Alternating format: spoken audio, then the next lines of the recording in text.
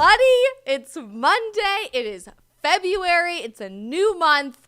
I could not be more excited to be back live with everyone. We have a lot to talk about tonight, not just in terms of the content of what we're going to be discussing, which will be a very spicy conversation. I can promise you that. And I hope that you guys stay very active in the live chat tonight, giving me all of your thoughts, all of your perspectives, all of your questions. But I also have a ton of announcements and just general housekeeping updates about my life as a creator and where you can tune in to all of my content, what we're going to be up to in 2023, and more. So it's going to be a fan-freaking-tastic night. We are currently live across platforms. And what I mean when I say that is that we are literally live right now on Facebook, on Twitter, on YouTube, on Getter, Sup Getter Gang, the original live stream community, on Rumble. We're working on expanding that to even more platforms moving forward, which I'm super pumped about. We're going to be also doing these live streams on Locals. Eventually, Instagram is rolling out streaming with streaming software, so we're working on that. TikTok already has streaming with streaming software, so we're going to be working on integrating this for our TikTok community. But ultimately, I'm just so blessed to have the opportunity to spend my evenings with you guys, where we will be live again at 8 p.m. Eastern, just like we've been doing it on Getter for the last several months, but now expanding across platforms. So wherever you guys want to tune in and want to watch, we will be there live for the stream. If you're watching on any platform right now, take a second in the live chat and just drop your name and where you're watching from, because it's super fun for us to build that sense of community that really only exists in live streaming, when we can talk back and forth with the live chat, get to know you guys, spend some time just building a sense of camaraderie, even though it's through a screen. And I will be reading stuff from the live chat throughout. So if you agree with what I'm saying, if you disagree with what I'm saying, if you have questions, drop it all in the chat. I see the Franchise 9 watching on YouTube from New England. Clara's watching on YouTube. We've got Javier watching on Facebook. We've got everybody watching on the Getter Gang. Love you guys. Gerald, Charles Ang, M Rock, D Davis. We've got several people watching on Rumble, including Joey Meatballs in the chat. Joey, so glad you're here. Tons of people watching on Twitter as well. So glad you guys are all here. Make sure you are communicating, dropping some stuff in the chat as we go. And before we really jump in with too much in the weeds of the topic we're going to discuss tonight, I want to take a second and just introduce myself to you, because some of you may not know who I am, especially if you are watching on Twitter or Facebook or YouTube, areas that we haven't really streamed a ton before. My name is Isabel Brown. I am a Gen Z full-time live streamer, which means every single night I give you a Gen Z perspective onto everything that is happening in culture, in politics, in religion, in internet fads and trends.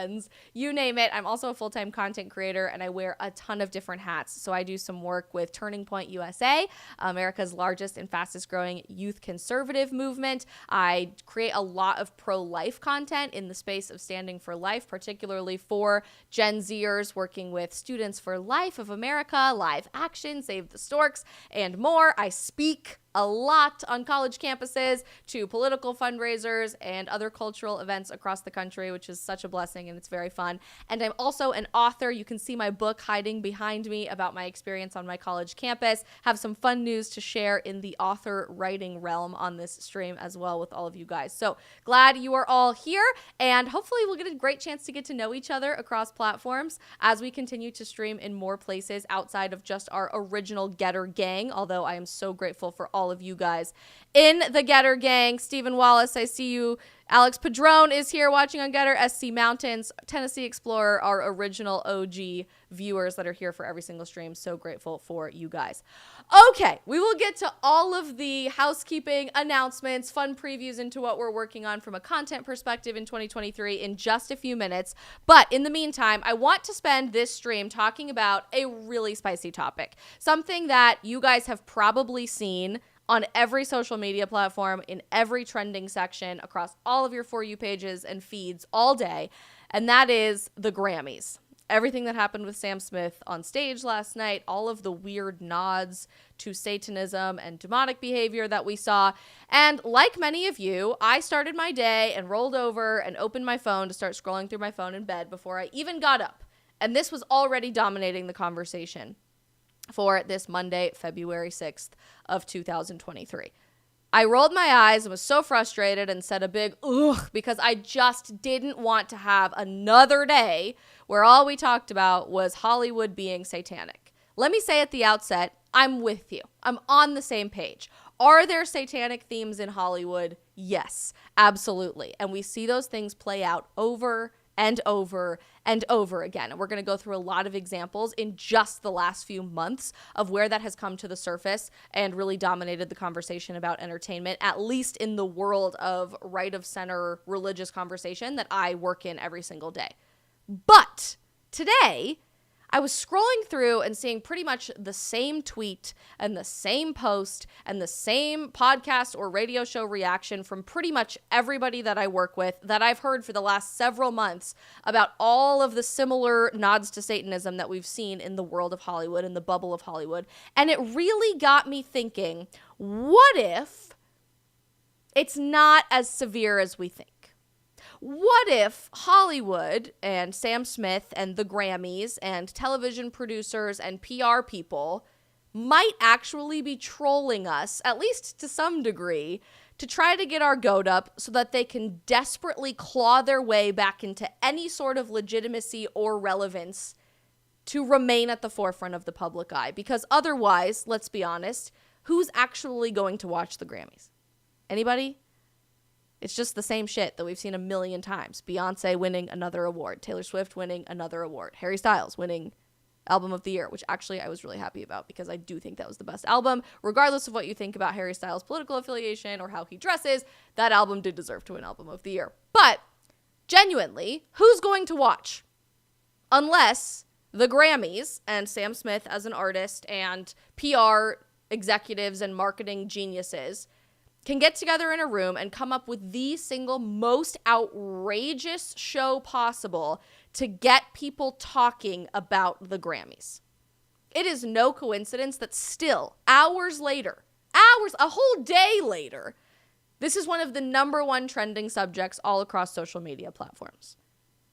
Also today, there was almost an 8-point magnitude earthquake that took the lives of literally thousands of people in the Middle East. Did anybody really talk about that on the news?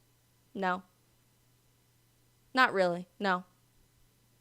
Also today, we're preparing for the State of the Union, which by all intents and purposes is basically just going to be a giant bullshit propaganda show that we're going to watch tomorrow and react to on the stream tomorrow from our president, who tells us the state of our union is strong when literally America is in crumbling shambles. Did anybody talk about that today?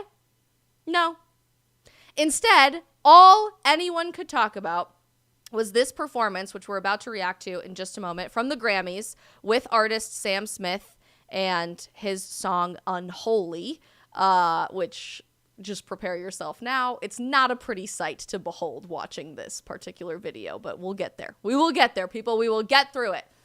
Because it outraged people so significantly. Is it because Hollywood worships Satan? Probably yes, to some degree. But I also, after watching this video like a dozen times today, have to wonder how much of this was intentionally designed to get people who ordinarily wouldn't give two craps about the Grammys to talk about it all day long on the internet today and somewhat keep them relevant in any way that they possibly can. Let's watch, and then I want your thoughts in the live chat.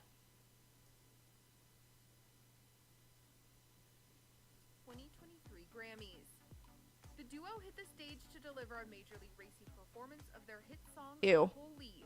Kim was seen on stage in a cage surrounded by dancers with whips. Sam rocked a bright red top hat with horns. Yeah, so there's like this red top hat with horns, the red latex thing, and the boots. All of these dancers surrounding Sam Smith in the weird, creepy demon wigs and all of it. Creepy. While belting out the song for the audience, and the crowd went wild for their performance. The fire in the background, the stripper cage, the whole nine. Sam, thank you. You are a true angel and hero in my life, and I love you. And everyone who made the song, too. I love you guys so much. Earlier in the night, the pair won Best Pop Duo Group Performance for their hit song Unholy. And while accepting the award, Kim was so excited to make history as the first transgender woman to win in the category. Oh, yes. Sam graciously wanted me to accept this award because I'm the first transgender woman to win this award.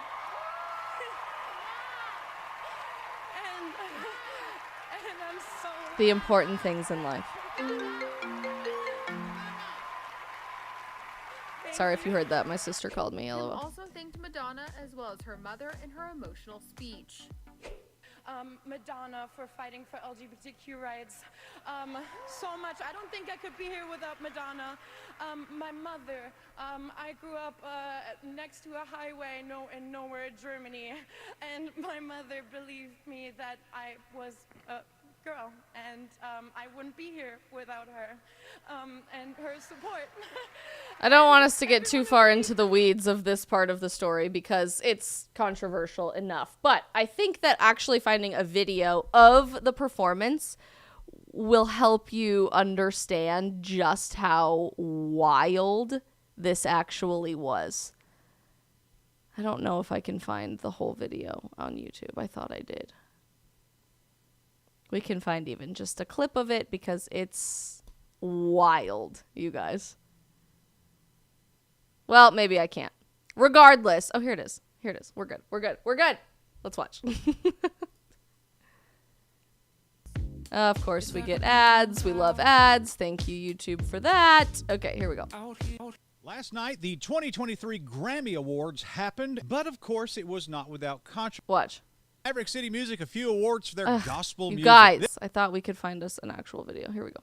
albums. And what Sam Smith did really is nothing new. I mean, Katy Perry's done this stuff. This has been very... Never mind. It's fine. Regardless, you saw the costumes. You saw the pictures. There was like these weird demon performer people as the backup dancers. You had the one person in the stripper cage singing and like gyrating along the stripper cage. Sam Smith was wearing this like weird top hat with the devil horns and all that. It was so overtly like revolting that it really got me thinking there's no way they went this far on national television for the Grammy Awards, which they knew a lot of people would be watching, even given that less and less and less people end up watching the Grammys every year. They knew a lot of people would be watching. There is no way that they actually took it this far just for the sake of like worshiping Satan. Granted, of course, there's symbolism like that, and we're going to get to some examples in the last couple of months of what that has looked like in Hollywood. But a light bulb went off in my head earlier today that what if these people are actually just trolling us to get people like myself to talk about the Grammys? Because Lord knows otherwise, we aren't going to do it. Lord knows otherwise, nobody's going to watch the Grammys. We have such a massive discrepancy between this type of entertainment and what actual day-to-day life looks like for Americans today. Who is going to sit down and watch an award show with all of these stuck-up elite musicians and actors and podcast hosts sit around and talk about who is the best at producing satanic songs when eggs are $10 per box, per carton, when we can't afford to drive ourselves to work, when we're losing our jobs because the economy is just that bad? I could keep going. When school is completely online, so everybody is depressed, when we're struggling with a substance abuse crisis and a suicide crisis within young America, I could keep going. Who's going to have time to sit down and watch the Grammys? Anybody? Anybody? No? Instead, the Grammys have been trending all day on social media. Largely on Twitter, where everybody is saying we live in a satanic country today because of people like Sam Smith. In fact, if I search Sam Smith right now, there's been 6,000 tweets in the last hour alone. A full day after the Grammys, where they're sharing videos of the performance. It's gross. And people like Representative Marjorie Taylor Greene are saying this is a demonic performance. Ironically, it was sponsored by Pfizer, so that's always like a fun little nod. The Satanic Church, blah, blah, blah, blah, blah. This top post, Robbie Starbuck. Robbie's great. I love Robbie. People like Sam Smith, who love to mock Christianity and use satanic themes, also think always think that they're super edgy artists by doing it. It's not edgy. This video that Robbie tweeted has 129,000 views. This video that Marjorie Taylor Greene tweeted has 700,000 views. This video has 4.4 million views, also from Robbie Starbuck, saying Sam Smith's satanic performance at the Grammys ended with a Pfizer commercial. You can't get more on the nose than that. Elijah Schaefer, I know Elijah very well, says Sam Smith has a satanic Grammy performance and it's sponsored by Pfizer. That same video that has 4.4 million views. Candace talked about it on her podcast today. Ben Q says, I know we on the right probably use the word satanic too often, but this performance from Sam Smith is literally a tribute to Satan. It is. It literally is. If you look at the video, it is so creepy and weird, and there's fire in the background simulating hell, and there's the devil horns and the red latex and the sexual dancing and all of it. But at what point do we understand that more likely than not, Sam Smith's PR people and Grammy producers and everybody who possibly thought, oh no, our ratings are in the tank, how can we possibly get people to pay attention? What should we do? At what point do we realize those people just sat in a back room and said, how can we take it as far as humanly possible to get every single person that otherwise would never tune into the Grammys, literally could not give two craps, to talk about it all day long on their podcasts, on their social media platforms, to get it trending on Twitter, to get them posting about it on TikTok, and all of a sudden, the Grammys are the number one thing in everybody's mind. It's just a thought. Not to mention, I know like 2 Sam Smith songs. And ever since Sam Smith came out as, I don't know what they identify as now, I guess, I haven't followed Sam Smith's career at all. So it got me thinking about other situations where we repeatedly have seen celebrities who are no longer in the peak of their career lean into this overt Satanism to the extreme degree, and all of a sudden, everybody starts talking about them again. I'm totally one of those people. I've talked about those people over and over and over again on this live stream, on TikToks, on Instagram Reels, you name it, saying, oh no, this is a clear view that Hollywood is literally satanic. There are literally demonic influences in Hollywood. And let me preface the rest of this conversation by saying, of course there are. There are demonic influences everywhere because we live in a fallen world. And Satan is trying to take over humanity as we are promised our salvation from Jesus if we choose to walk in that direction. Of course that exists in the world that we live in. But what if at least some of these examples are just celebrities trolling us so that they somewhat can remain relevant again? Because they're no longer as famous as they used to be. Because they're no longer getting the movie deals or the television deals that they used to. Because they're no longer winning Grammy Awards because people aren't singing their songs anymore. How much are we falling prey to those people taking advantage of our instant need to comment on everything? To be the first person to tweet about it, to be the first person to react to it on our podcast or radio show, to be the first person to make a huge deal about how everything is satanic in America today. It's just an interesting thought experiment. So I started thinking. I started thinking about all of the recent examples that came to mind for me in the last several months of satanic behavior happening in Hollywood, in entertainment, in influencer culture, on social media, etc. And many examples came to mind from the last few months or even last night alone.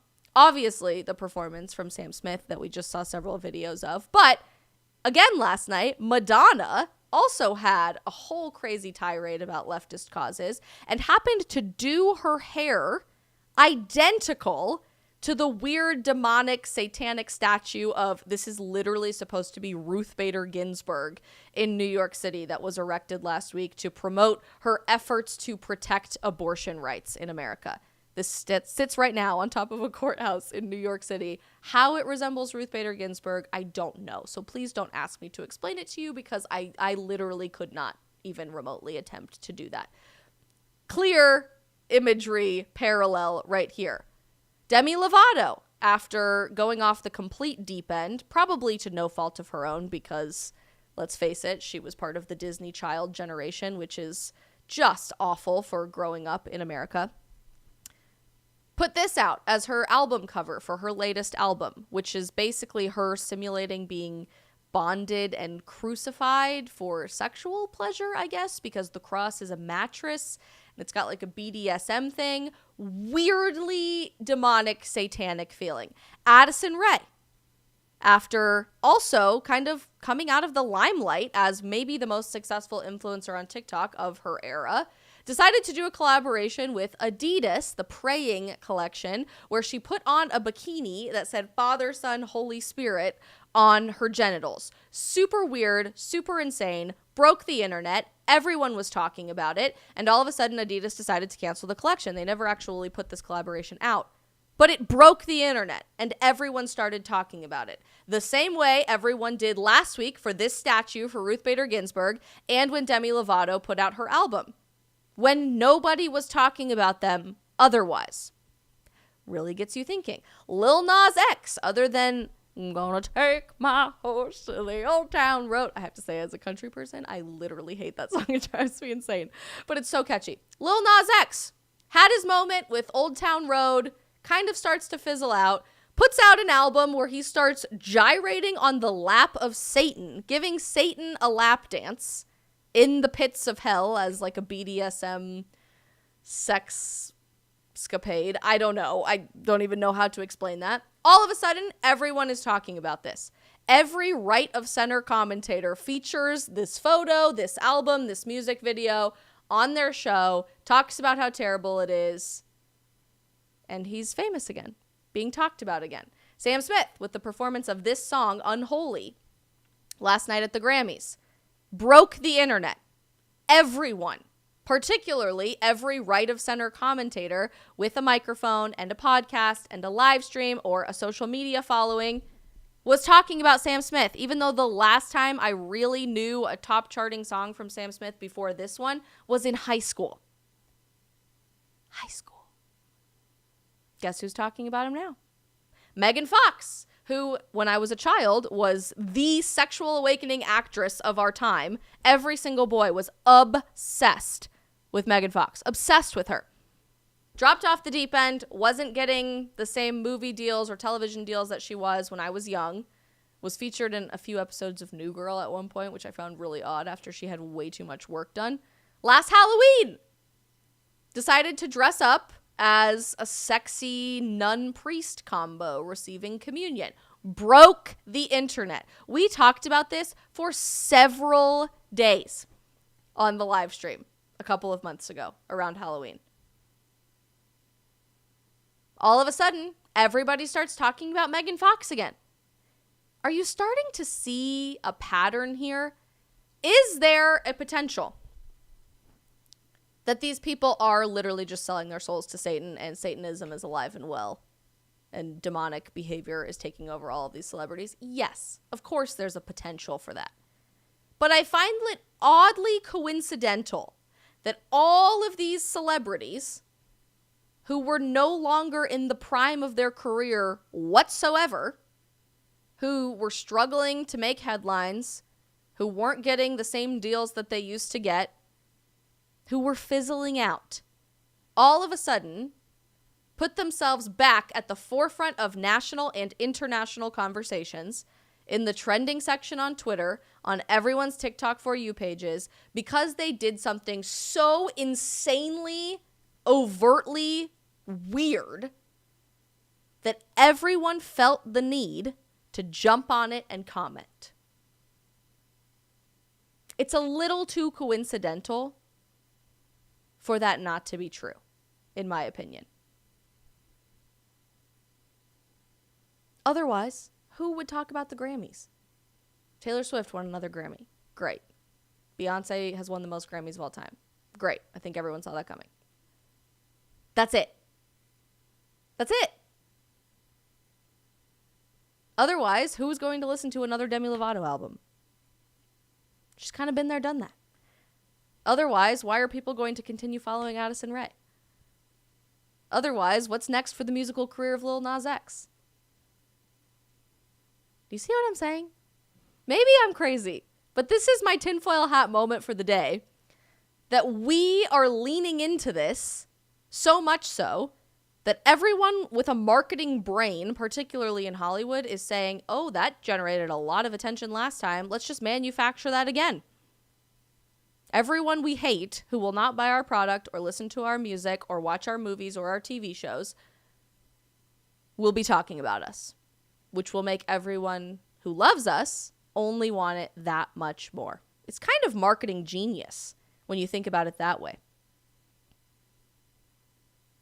The Franchise 9 on YouTube says, don't forget Balenciaga. Exactly. Same thing. These things are not coincidental.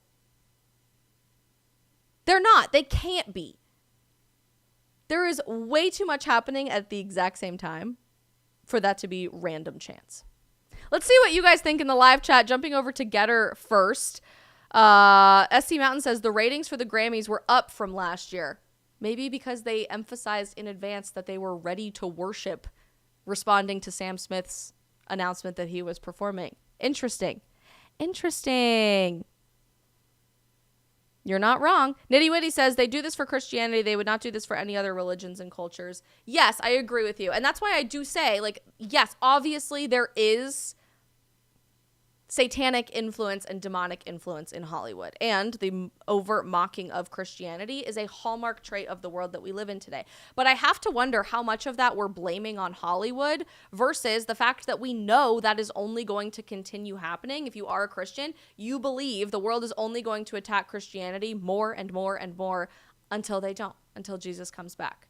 That's a hallmark trait of every part of American culture and culture around the globe as we dissolve into insanity, into the end times, into Revelation. That's only going to get crazier. So I don't know how much of that is actually influenced by Hollywood versus is just a part of humanity. Gerald says, is this relevant? Oh, when I was 12, J-Lo was the hype. Is this relevant? Not so much. Interesting. We have somebody in the Getter chat saying Satanism does not exist. It does exist. It very much does. But the interesting thing about Satanism and worshiping Satan, thank you, Brock, bringing me an Olipop. I'm so spoiled. Thank you. The interesting thing about Satanism and worshiping Satan is that ultimately Satan is the god of what? The god of self. Matt Walsh had a great tweet about this earlier today where he was discussing this idea of satanic influence and worship and characterization of modern society really boils down to one thing: worshiping yourself and putting yourself first. That is a hallmark characteristic of Hollywood, but it's also a hallmark characteristic of just humanity today.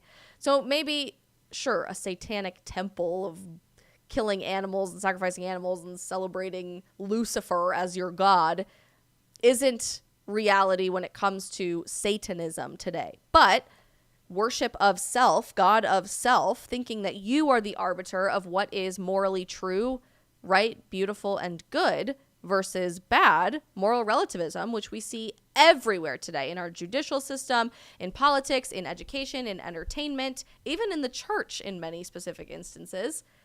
Moral relativism is God of self. And that is what is driving modern American culture and culture around the world. Kimberly on Facebook says, I have a great idea. Let's cancel all of them. Well, sadly, you're not going to see any of these people be canceled. You're only going to see people who actually want to tell you the truth be canceled. So that's lovely. Don't we love the world that we live in today? Let's see what's happening on Rumble in the live chat.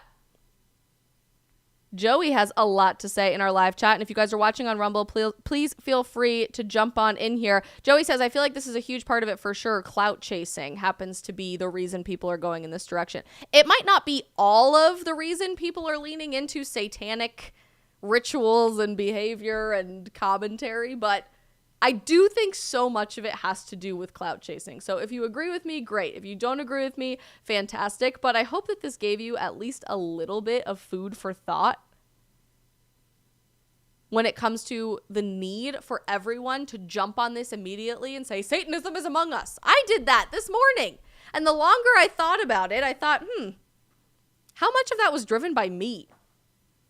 How much of that was me reacting to it instead of analyzing a deeper question, why is Hollywood satanic? Have we ever even bothered to ask ourselves that question?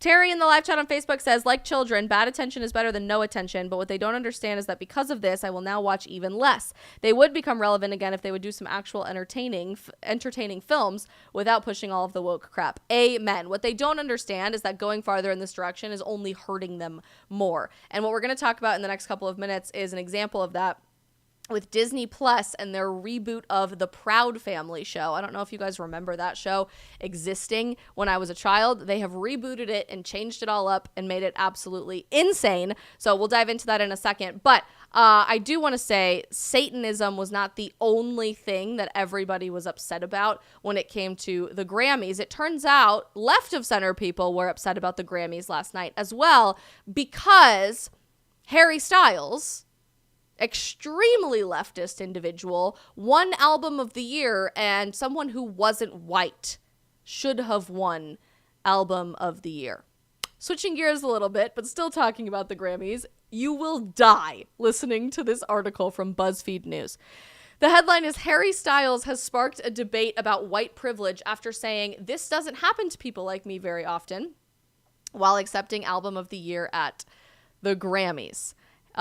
Interestingly, Ellen Durney, who is part of the BuzzFeed News staff, has a lot to say about this, saying Harry's House, the album, won big at the Grammys, even though it wasn't without a bit of controversy. I don't know if you guys saw Harry's Harlequin jumpsuit combo last night. It was an interesting outfit choice. At last night's ceremony in Los Angeles, Harry Styles took home 2 coveted statues for his critically acclaimed album, Harry's House, including the most prestigious award of the night, Album of the Year. Let me just say again, I don't care what you think about how Harry Styles dresses, about how he votes in the UK, about his political affiliation, about any of it. This album was the best album of the year. So let's separate the politics and the art for a second. He did deserve to win this award.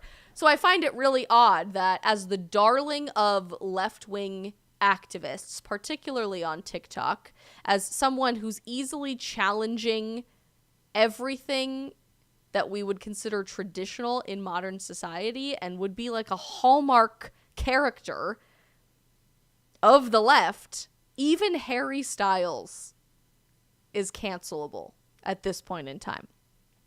For context, Ellen writes, it was widely expected that Beyonce would win Album of the Year for Renaissance. Beyonce did win a different Grammy last night. She became the most decorated Grammy award-winning artist of all time. So, okay. And so when Harry's name got called out, it looked like he was as shocked as everyone else. That's a picture of when his name was called. As he arrived on the stage to accept the award, Harry made no secret of his disbelief, opening his speech by saying, well, shit. Honoring his fellow nominees, who along with Beyonce included the likes of Adele, Bad Bunny, and Kendrick Lamar, Harry talked about how inspired he was by each artist. I think on nights like tonight, it's important for us to remember there is no such thing as best in music, he said. I don't think any of us sit in the studio making decisions on what is going to get us one of these. Fair enough. Before handing it over to his collaborators, the 29-year-old signed off by expressing his immense gratitude. This doesn't happen to people like me very often, and this is so nice, he added to cheers from the crowd. But it was the last line that left fans a little confused. Allow me to explain.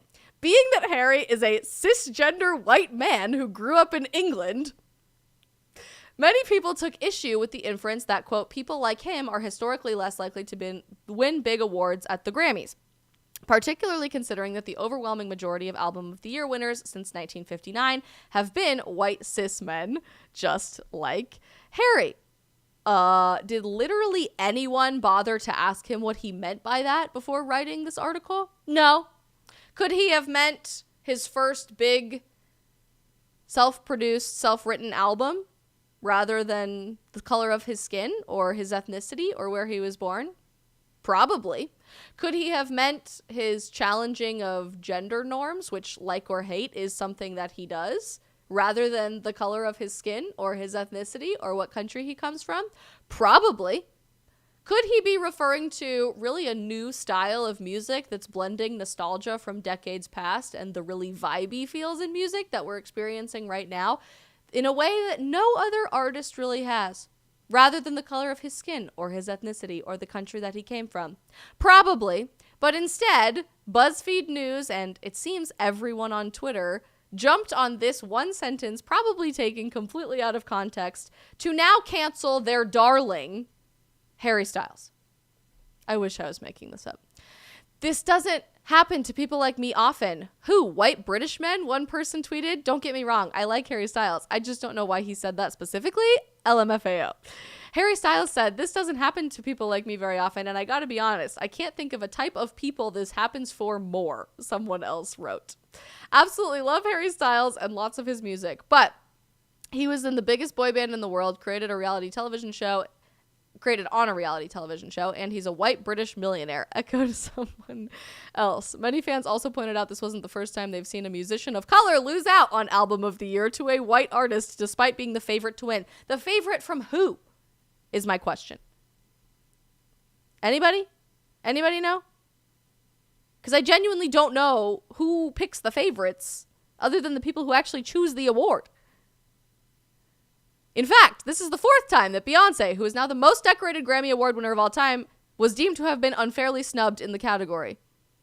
Can you explain to me how this woman is oppressed and unfairly snubbed based on the color of her skin at the Grammys when she is in fact the single most decorated Grammy Award winner of all time? Show me the racism. I don't understand. Anybody? Crickets? In 2017, Ellen writes, Adele reluctantly took home the award over Beyonce and even used her acceptance speech to praise Beyonce's monumental Lemonade album through tears. In 2015, Kanye West responded to the shock of Beck's win by jokingly approaching the stage to interrupt his acceptance speech in support of Beyonce's self-titled album, which had been expected to win that year. And 5 years prior to that, Beyonce's I Am Sasha Fierce album lost out to Taylor Swift's Fearless, sparking a lot of backlash too. And given that Beyonce had just lost out for a fourth time on an award that has not been won by a black woman since 1999, fans were even more frustrated by Harry's comments. Interesting. On Twitter, people said, this doesn't happen to people like me very often. Harry Styles winning Album of the Year. A black woman hasn't won in over 20 years, and a hip-hop artist hasn't won in 19 years. A white man won in 2015. This person says, Harry Styles, a white man, standing up on the Grammy stage with the Album of the Year award in his hands, talking about this doesn't happen to people like me is so sinister. Like, sir, I need you to be so effing for real. It only happens to people like you, one person hit back. Someone else suggested that the whole thing is reflective of how black women are often overlooked in society. Overlooked in society? Beyonce has won more Grammys than anyone else in human history. Viola Davis just set a different record of winning several different categories of awards because of her audiobook winning a Grammy last night. Black women are overlooked. Lizzo is on the cover of every single magazine, half naked all the time. Explain to me how black women are overlooked in society, particularly in elitist Hollywood award society, when all of those things are a reality. Who is overlooking them? It's impossible to overlook some of them, Lizzo for one. But really? This is still the fiddle that we're playing in 2023. Just want to be clear.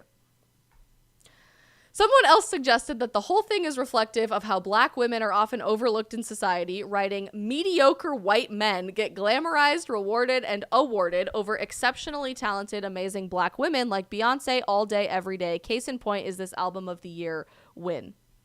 Again, don't care how you feel about Harry Styles' politics at all. This is not a mediocre white man whatsoever. This album was incredible. Shocked my expectations for sure, because he wasn't even my favorite in One Direction. I loved this album. It was incredible. So I don't know what Ellen from BuzzFeed is on right now, but certainly needs a reality check into the fiddle that we continue to play over and over and over again, just for the sake of continuing to divide people. To what? Stir up political controversy? Clickbait? I don't know. But I certainly don't see black women in particular getting snubbed at the Grammys or the Oscars or the Emmys or any other pillar of standard for Hollywood success? Do any of you? Anyone? Crickets? It's just a thought.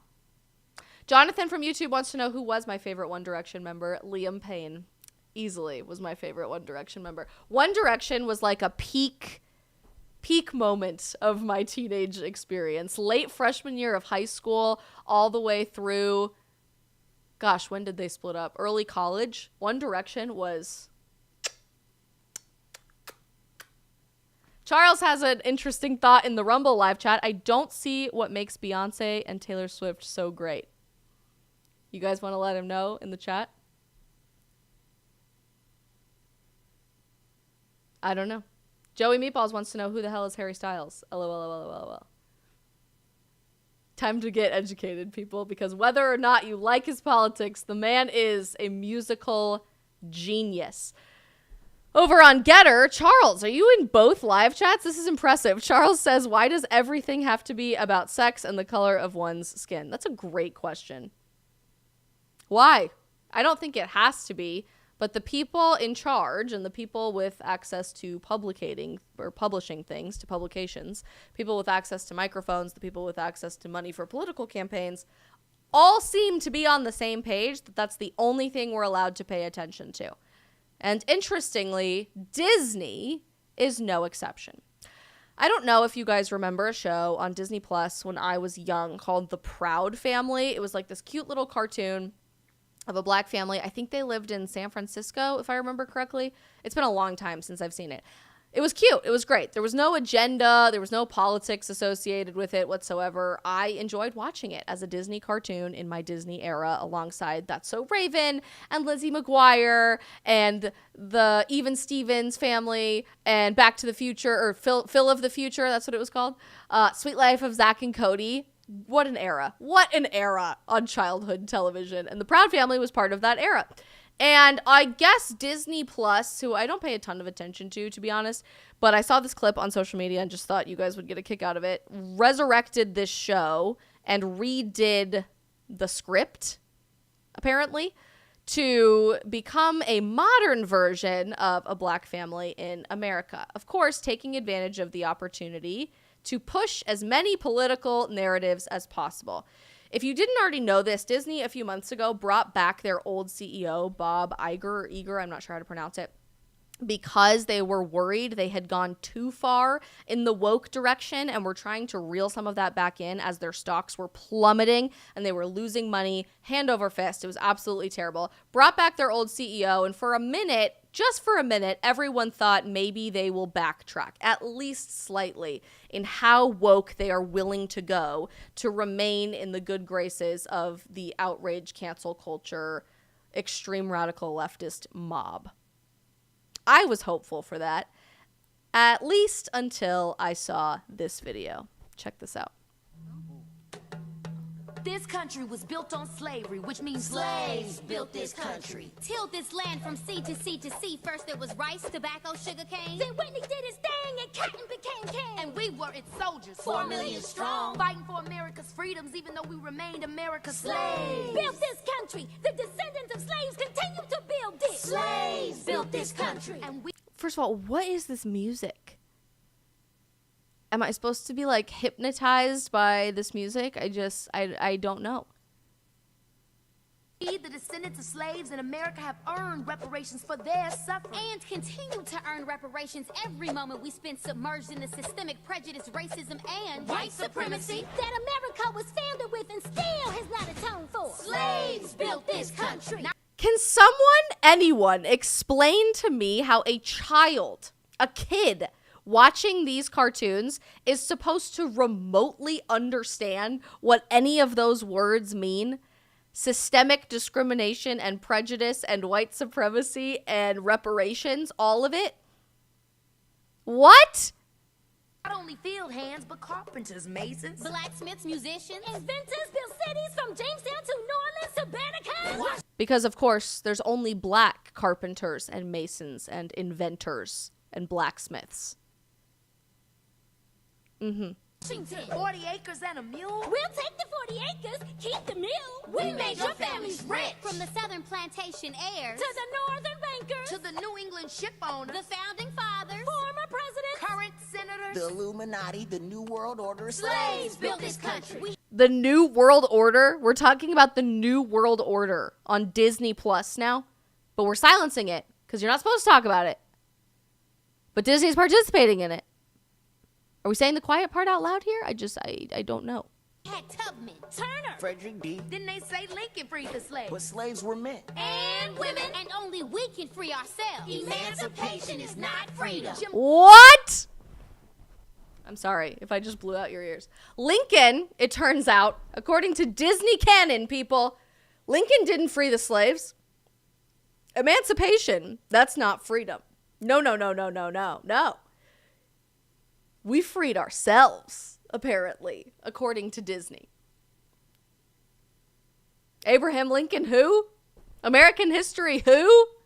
Whatever happened to just Schoolhouse Rock and I'm Just a Bill? That would have been really nice. Crow, segregation, redlining, public schools feeding private prisons where we become slaves again. As we celebrate Juneteenth for the umpteenth time, our account is still outstanding. Because this country was built on slavery, which means slaves built this country. And we demand our 40 acres and a mule. Bump that! You can keep the mule. Keep the 40. We're taking our freedom.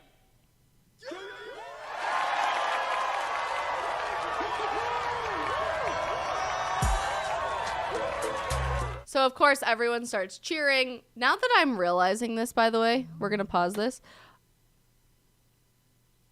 Is the white child saying that she is a descendant of slaves and also deserves reparations?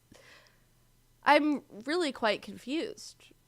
I've watched this like 8 times today, and it gets more confusing every time. I see little Easter eggs and nuggets in there every time that I didn't see before.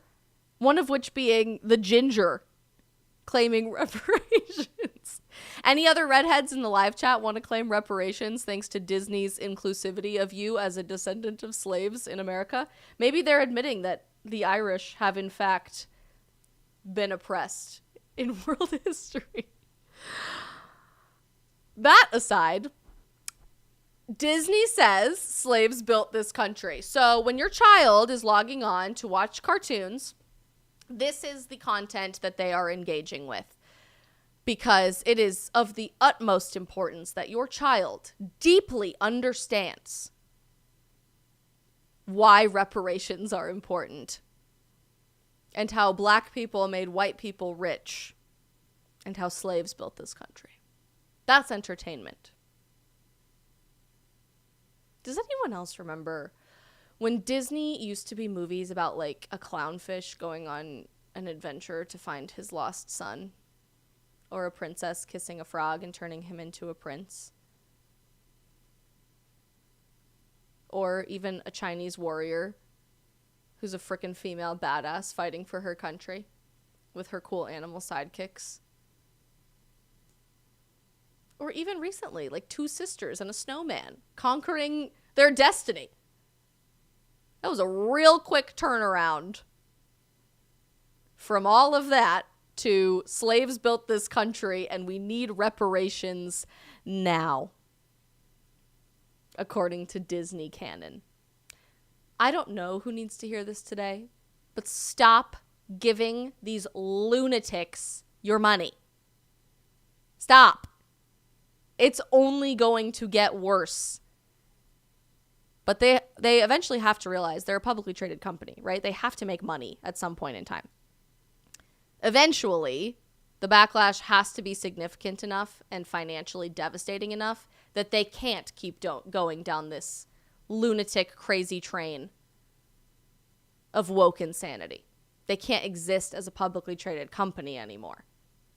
Quit giving them your money. Stop.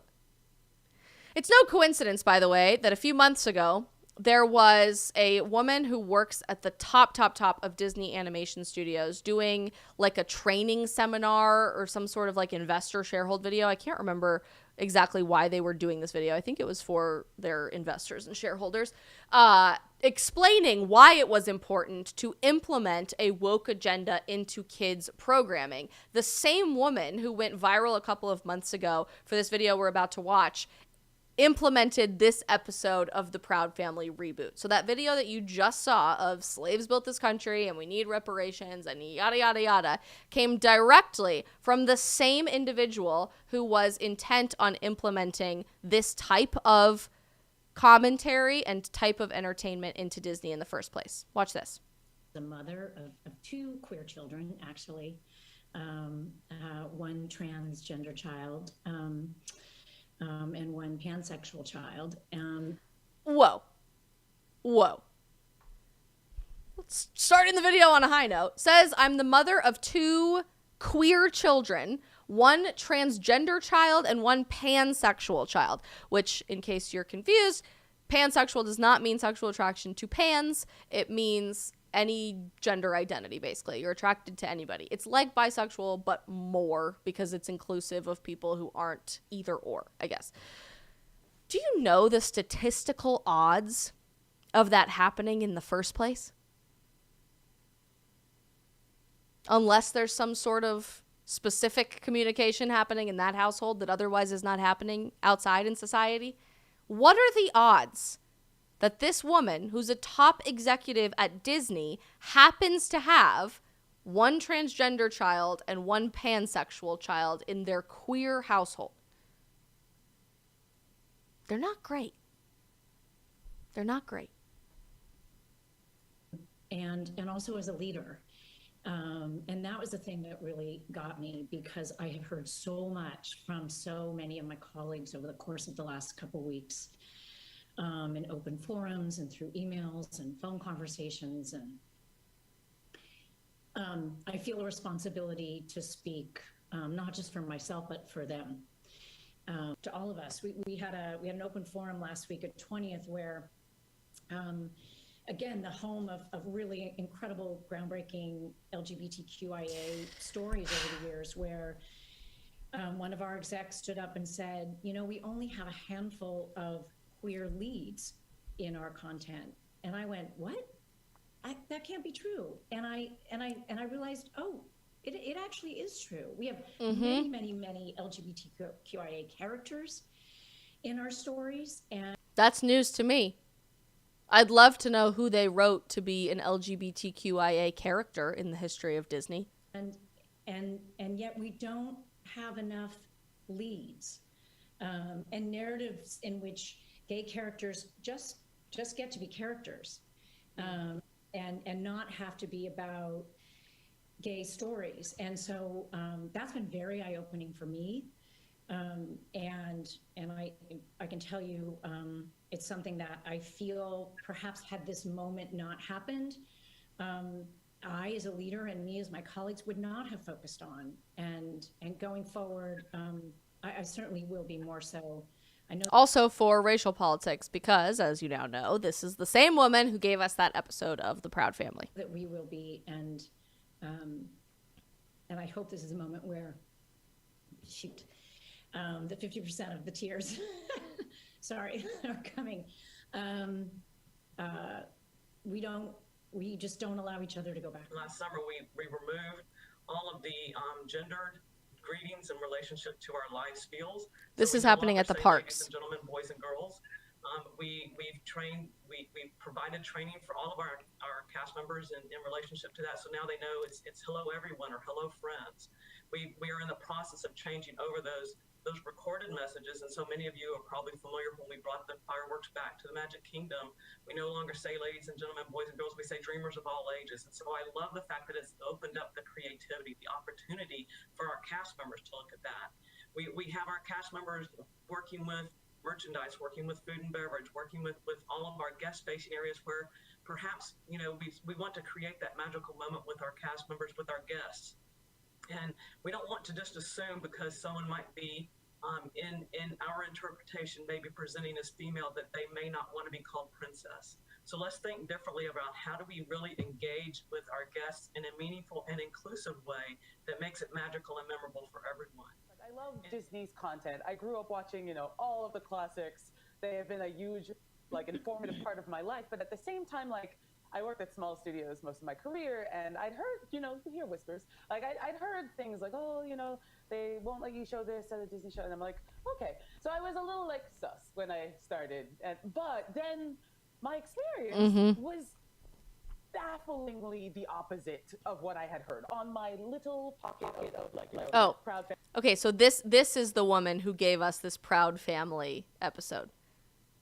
She works with the first woman that we watched. Family Disney TVA, the showrunners are super welcoming, Meredith Roberts, and our leadership over there has been so welcoming to my not at all secret gay agenda. And so I feel not so secret gay agenda.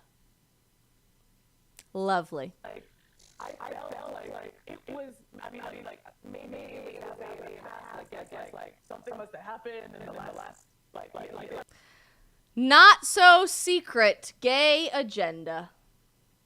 Lovely. Gerald in the live chat on Getter says, what is happening? This is not normal.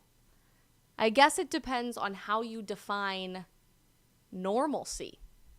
I would argue it is pretty damn normal today in modern society.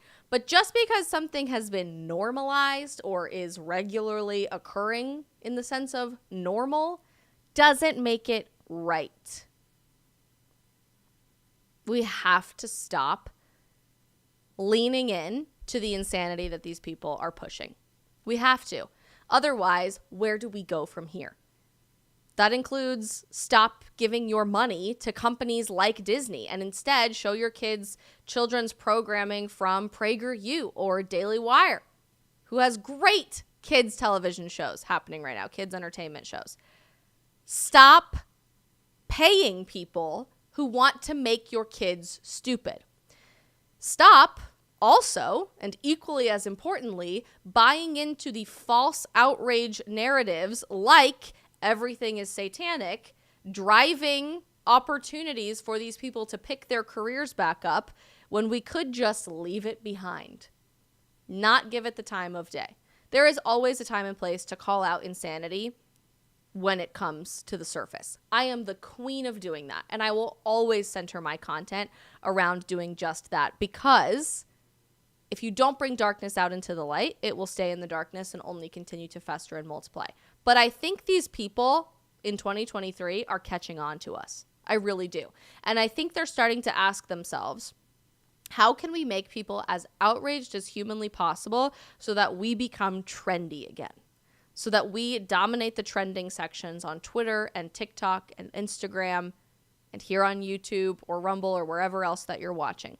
How can we get people to talk about us who otherwise wouldn't give us the time of day? Don't buy into it.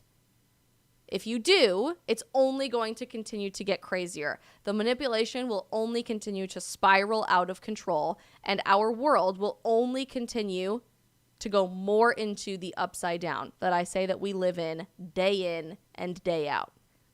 I don't know about you, but I'm praying for enough people to fight back against the direction of modern culture and bring us back into some sort of sanity or normalcy or stability in 2023. And that starts with being willing to speak the truth in a world that's rejecting that very concept, which is exactly what we are planning on doing right here on these live streams every single night. Woo!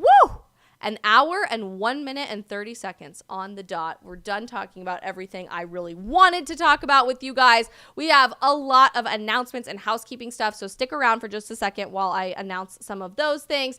If you watched on any of the platforms we were live on tonight, Facebook, Twitter, YouTube, Getter, Rumble, I am so glad that all of you guys are here. Regardless of what platform you're watching on, do me a favor and hit either the follow or subscribe button so that you get a notification every single time we go live or I post another video.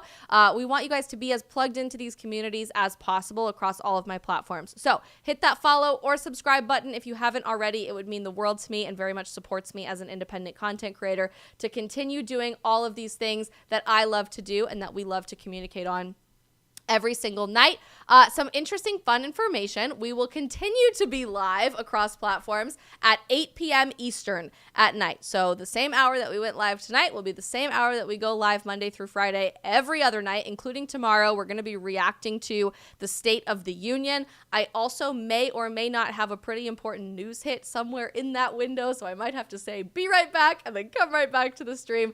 But we will be here. We will be live tomorrow, and I promise you, this is going to be the most fun place to watch the absolute crap show that is about to be the State of the Union and the biggest bold-faced lie in the history of State of the Unions from our current sitting president. Throughout the rest of the week, we have some other really fun topics to be covering, and I can't wait to share all of those things with you. I'm going to be posting a ton of other video content on every platform that you are currently watching on, but we are also going to be posting exclusive content only on locals, in my locals community. There's about 200 of you that are already a part of my locals community, but please, please, please take the time, hit the link that's in my bio on most of my social media platforms, or I will be posting the link just after the stream ends across channels so that you have a chance to join my locals community yourself. We're going to have some exclusive content that only exists there that I'll give you some more color on in the next couple of days, but trust me, it is going to be super spicy and super fun, and you're definitely going to want to be there as a subscriber in